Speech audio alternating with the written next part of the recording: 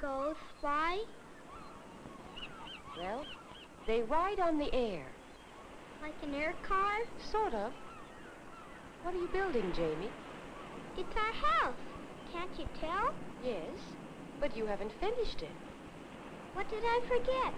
What's this room? That's the center where I go to school. Yes? That's where the computer lives, and where I go to sleep, and where you and Daddy sleep, and where we go to swim, and where we see the ball game. And the symphony. What did I... Well, you left out the room where you're supposed to scrub behind your ears. Oh, yeah. The bath court. Right. And there's one more, the health center. Where Daddy exercises is measured? Right. How does the computer know everything? I mean like how many times to exercise and all. I haven't the faintest notion. That's just too much for your old mother to understand. Old? You're not so old. Well, I'll be 44 next year. That's not so old. Not anymore. What year is it now? I forgot. Here, I'll show you.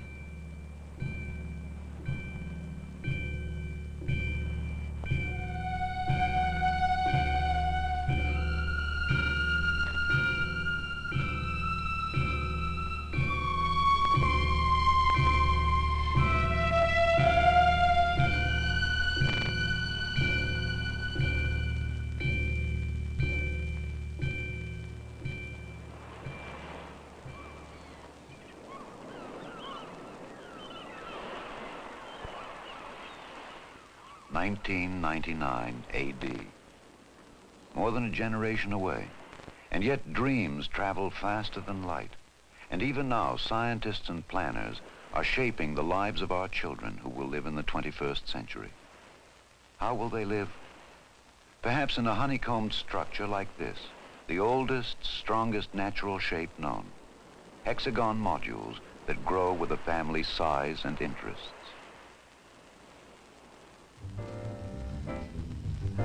Michael Shaw, 45, husband, father, is an astrophysicist.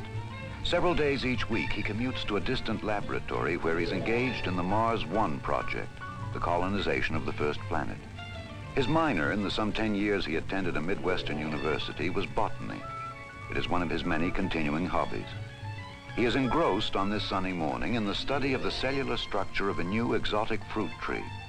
Hopefully, his experiments will produce a giant peach with a thick protective skin much like that of a tangerine. This is one of the many 21st century devices or appliances that are part of the everyday life of the Shaw family.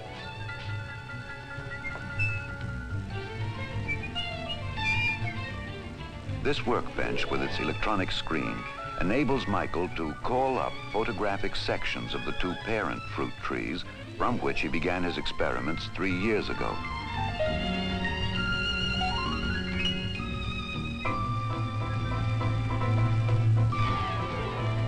At that time, he stored the two photographic images in the central home computer, which is secretary, librarian, banker, teacher, medical technician, bridge partner, and all-around servant in this house of tomorrow.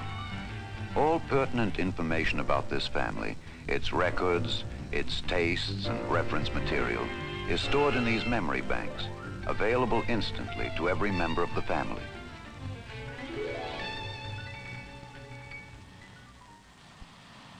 Master James Shaw, 8 years old, student, attends formal school 2 mornings a week. Much of his education, however, is carried on in a kind of education center within the home.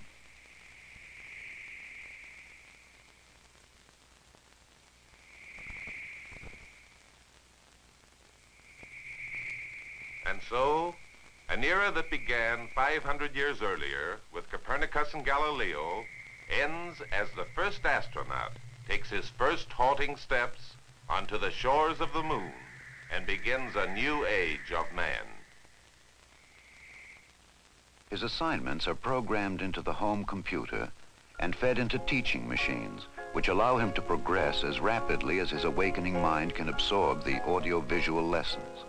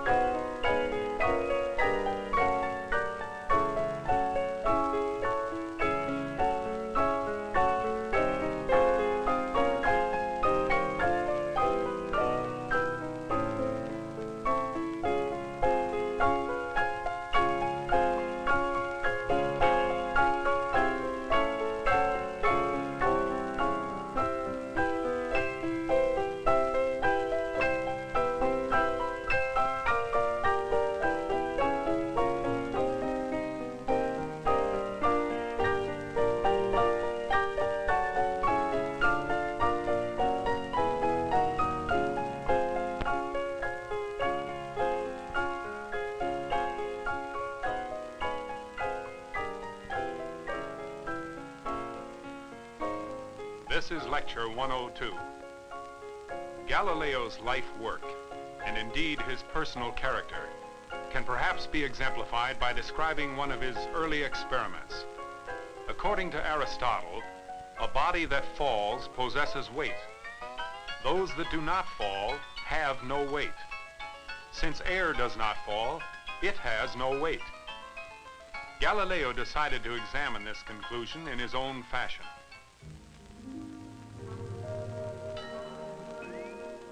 Karen Ann Shaw, 43, wife, mother, part-time homemaker. Hey, Mom, I'm hungry. Yeah, me too. How about lunch? How about 2 minutes? Okay, 2 minutes and counting. 120, 119. All right, but you better not show up with a dirty face. 115.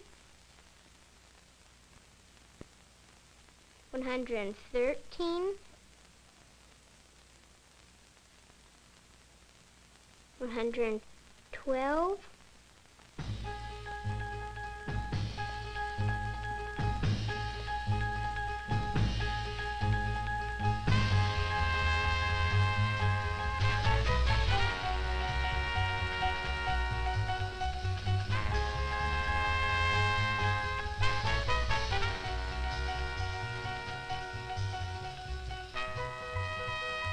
Mike, how about chicken salad? Ugh.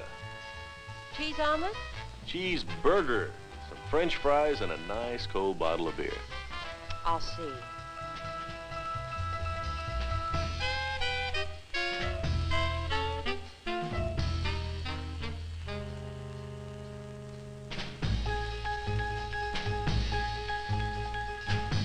Mike, cold roast beef? Okay, be right there. 75, 74, 73.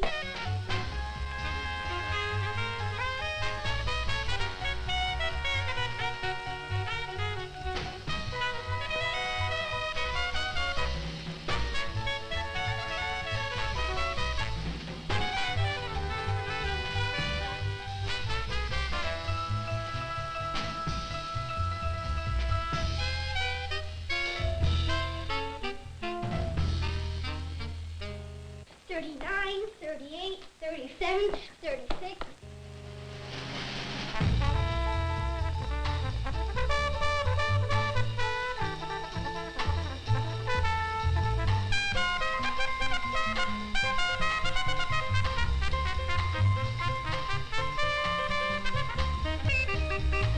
$20, $19, $18, $17, $16.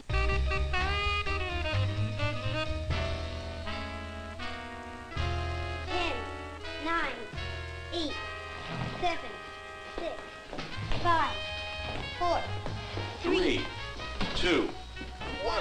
And luncheon is served. Split-second lunches, color-keyed disposable dishes, all part of the instant society of tomorrow, a society rich in leisure and taken for granted comforts. At the turn of the next century, most food will be stored frozen in individual portions. The computer will keep a running inventory on all foodstuffs, and suggest daily menus based on the nutritional needs of the family. When the meal has been selected, the various portions are fed automatically into the microwave oven for a few seconds of thawing or warming. The house of 1999 will be virtually maintenance-free. A central atmospheric system will maintain constant year-round temperatures and control humidity, bacteria, pollen, and dust. Clothing of the non-disposable variety will be stored in cleaning closets, where a chemical vapor atmosphere and an ultrasonic vibrator will remove dirt particles. Fingertip shopping will be one of the many homemakers' conveniences.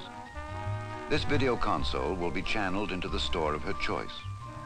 There, a camera will scan a display of wares, which she will select by push button.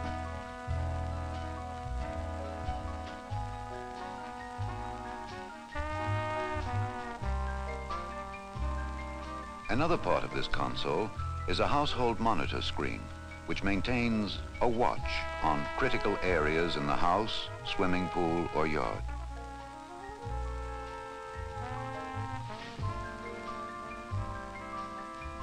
What the wife selects on her console will be paid for by the husband at his counterpart console. All bills and transactions will be carried out electronically. A central bank computer will debit the family's account the amount of purchases and credit the department store, for example, informing the family's home computer at the same time. Father, at the touch of a button, receives an instantaneous printed copy of his budget, the amount of taxes he owes, the payments left on the car, and so forth. All documents and household records are available on the video screen for immediate reference. Also at his disposal is an electronic correspondence machine, or home post office, which allows for instant written communication between individuals anywhere in the world. To maintain these and hundreds of complex electronic circuits, a monitor checks all circuits every few seconds, inserts a backup circuit if and when trouble develops, and alerts the communal service agency for replacement.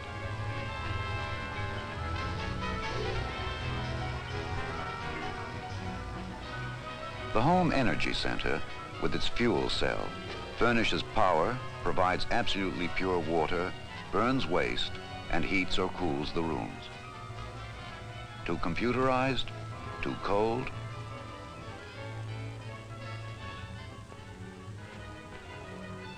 The world of tomorrow will be as cold as sunlight tuned through photochromic windows.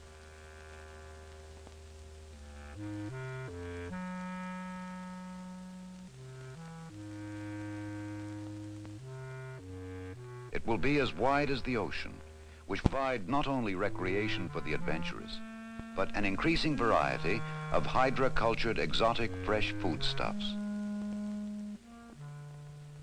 And tomorrow will be as happy as music. Hey, Chopin, what's up? Oh, playing a song. Ah, what's it called? I forgot. You faker. How about playing the song we learned yesterday? Okay.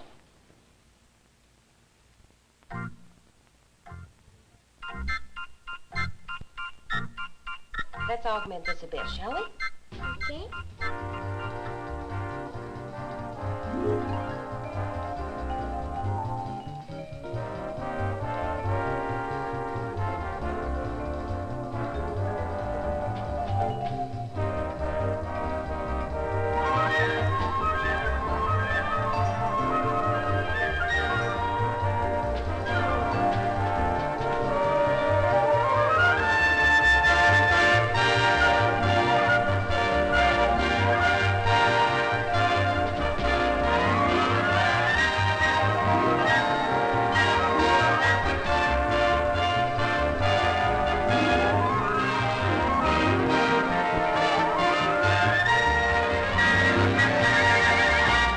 Yes, life will be richer, easier, healthier, as space-age dreams come true.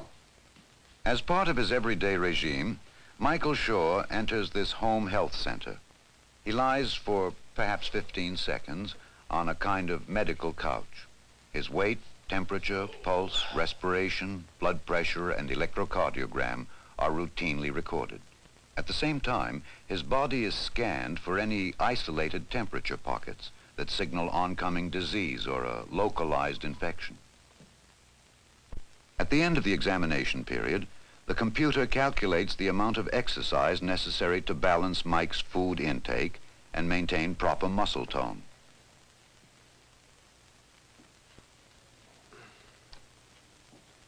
Exercise requirements: 8½ minutes bicycle, 6 minutes programmed calisthenics. Oh, that's ridiculous. This thing can make a mistake, you know.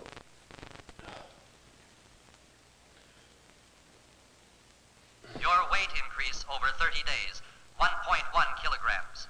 Repeat exercise requirements: 8½ minutes bicycle, 6 minutes programmed calisthenics. Confirm, please. Confirm, please.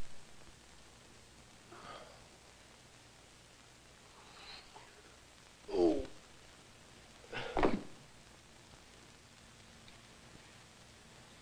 The computer now relays any important physical changes to a central community medical center, where Mike's personal physician will be alerted for further diagnosis.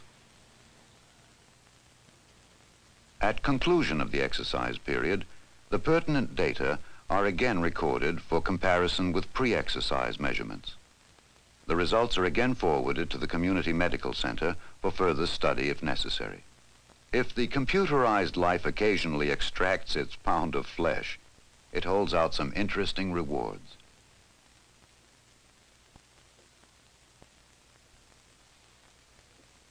Hi, Fred. How's the old golf game? Don't ask. 6 inches of snow and a blizzard on the way. What do you got in mind? Oh, how about some golf at Pebble Beach Saturday afternoon? Great. Anything to get out of here. All right, hold on a minute. I don't know. The coast looks a little doubtful. There's a low moving in. Let me check Mexico City. Yeah, it looks great. All right, here's what we'll do. We'll meet at the El Centro about noon, have some lunch, and then we'll tee off. Great. Only this time, I'm going to have to get about 2 strokes aside, because I haven't been playing all winter, and I'm a little rusty, and I know that you've probably been playing every day, right? Sure. In a virtually dirt-free environment, Karen Shaw, several hours a week, gets her hands very dirty. She's a skilled potter. Her work decorates their home and the homes of many of their friends. During her career years, she was a teacher of fine arts. Now she's able to continue practicing her crafts because the household demands on her time have been greatly diminished. In the same way, Jamie, although he has a rigorous lesson schedule, is already taking advantage of his electronic world.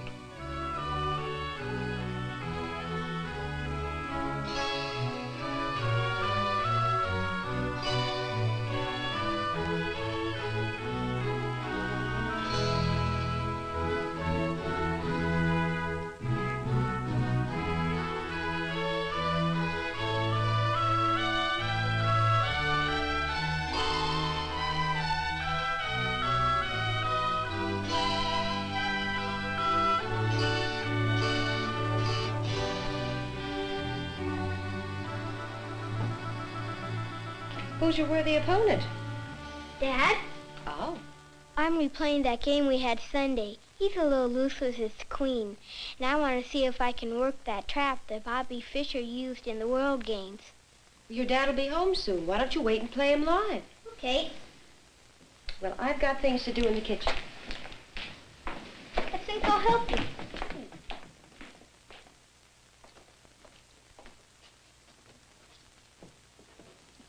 What you doing with the oranges?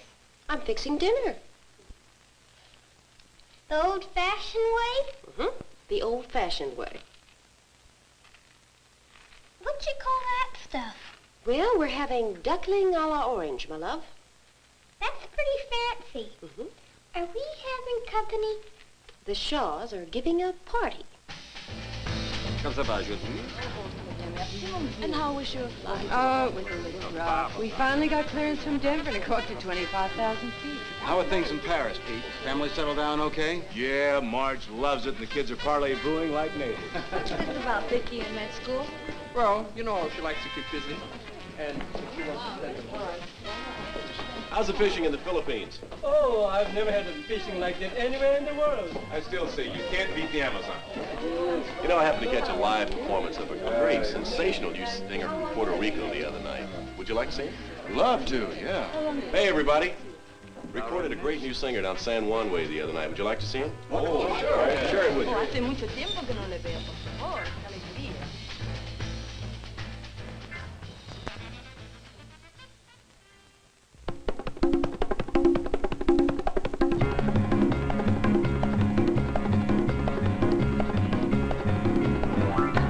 Cuando sale de La Habana, válgame Dios,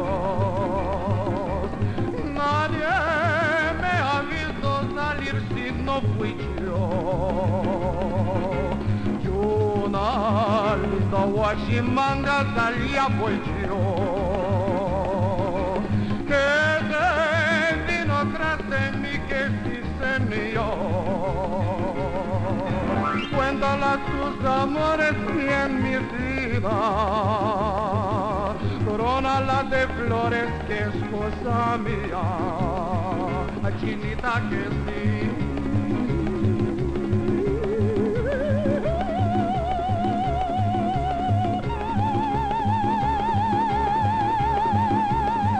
Ay, que dame tu amor.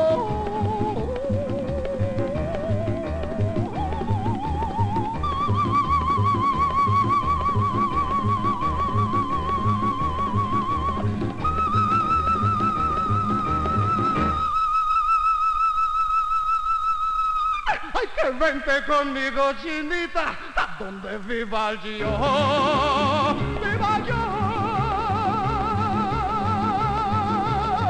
viva yo.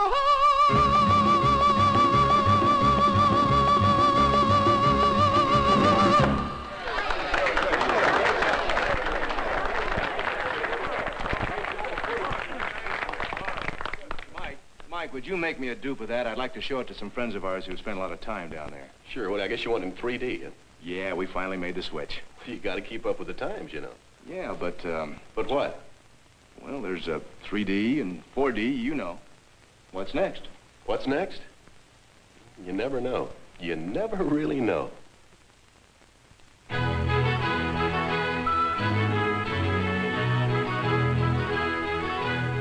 What's next? The things you've seen are technically possible. It remains only to apply what we now know to fulfill these dreams of tomorrow. The world of 1999 and beyond is limited only by the boundaries of our imagination today.